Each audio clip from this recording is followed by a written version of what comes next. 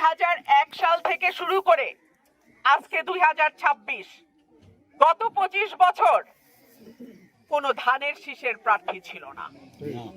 কি ছিল? জোটের প্রার্থী আমিনী সাহেব 2001-এ।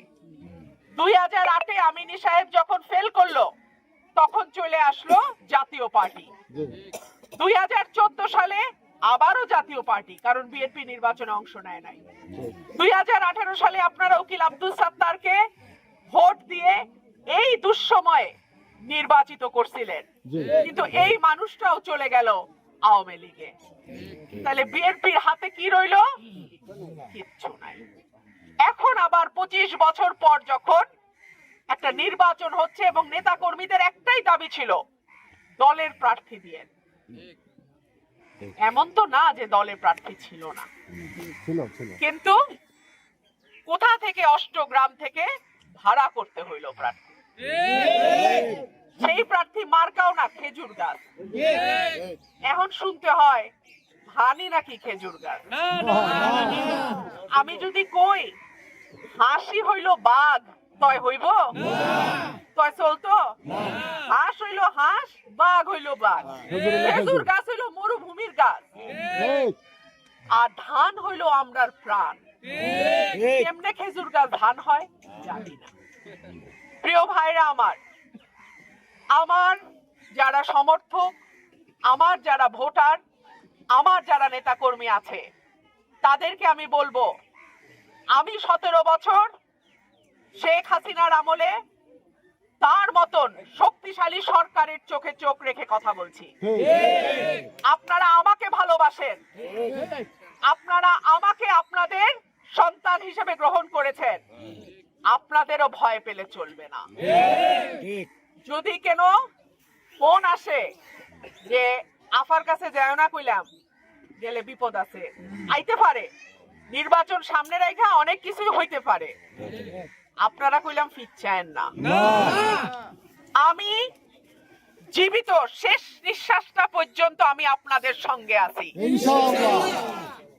আপনারা আমাকে ছাইরা যায় না। আমার প্রিয় ভাই ও বোনেরা, আপনাদের মনে প্রশ্ন আসতে পারে আপনারে কেন ভোট দিব। আমি আপনারে কিছু কথা বলি।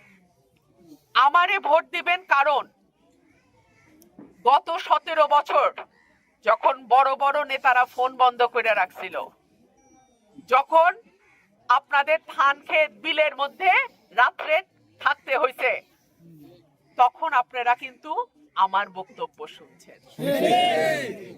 আপনাদের মনে একটা বল ভরসা হয়েছে না, একেবারে সব ভাইসা যায় নাই, আমরার কথাও কেউ না কেউ বলে, ঠিক কি না? আজকে যদি আপনারা আমাকে ছেড়ে যান, আমার কিন্তু কোথাও কেউ থাকবে না।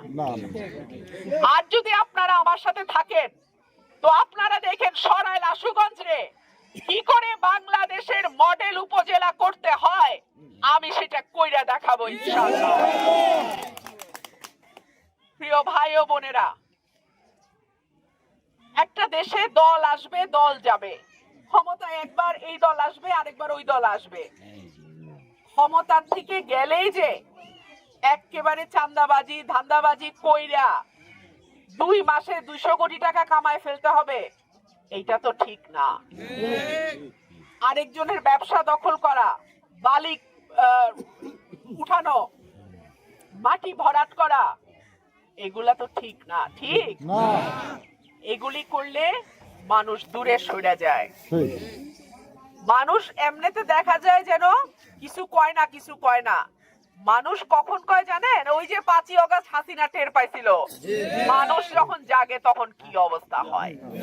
সেই জন্য আমি শুরু থেকে বলে আসছি যে চাঁদাবাজি বন্ধ করো, তোলা তুলা বন্ধ করো, মাটি ভরাট বন্ধ করো, জমি দখল বন্ধ করো, অন্যের ব্যবসা দখল বন্ধ করো, মামলা বাণিজ্য বন্ধ করো। আমি যতদিন বেঁচে আছি এই সত্য কথা আমি বলতেই থাকবো।